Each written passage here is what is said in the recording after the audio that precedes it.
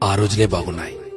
టెన్షన్లు, ఒత్తిళ్లు, డబ్బు సంపాదన ఇలా అతిగా ఆలోచనలు లేకుండా ఉన్నంతలో కుటుంబమంతా కలిసి ఆనందంగా గడిపిన ఆ రోజులే బాగున్నాయి.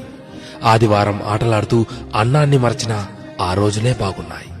మినరల్ వాటర్ గోల లేకుండా కుళాయి దగ్గర, బోరింగుల దగ్గర, బావుల దగ్గర నీళ్లు తాగిన ఆ రోజులే బాగున్నాయి. ఎండాకాలం చలివేంద్రాల్లోని చల్లని నీళ్ల కోసం ఎర్రని ఎండని సైతం లెక్క చేయని ఆ రోజులే బాగున్నాయి.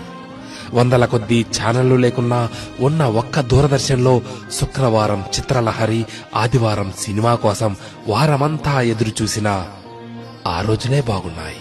సెలవుల్లో అమ్మమ్మ, నానమ్మల ఊళ్లకు వెళ్లి ఇంటికి రావాలనే ఆలోచనే లేని ఆ రోజులే బాగున్నాయి.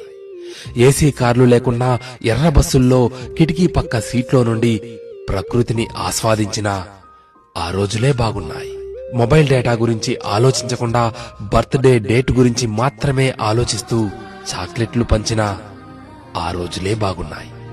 మటన్ బిర్యానీ, చికెన్ బిర్యానీ లేకున్నా ఎండాకాలం వచ్చిందంటే మామిడికాయ పచ్చడితో అందరం కలిసి కడుపు నిండా అన్నం తిన్న ఆ రోజులే బాగున్నాయి.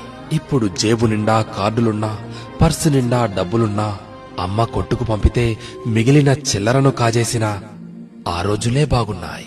ఇప్పుడు చేతిలోని సెల్ నిండా గేములున్నా, ఆట స్థలంలో బ్యాట్ మార్చుకుంటూ ఒకే బ్యాట్తో క్రికెట్ ఆడిన ఆ రోజులే బాగున్నాయి.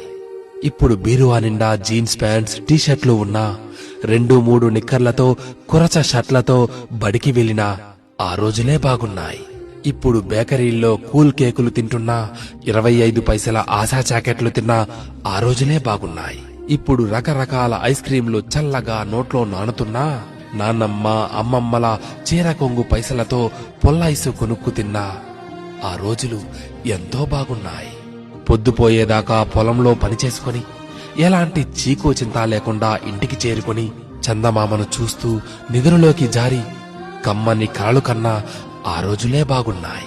నిజమే, ఆ రోజులే బాగున్నాయి కదూ.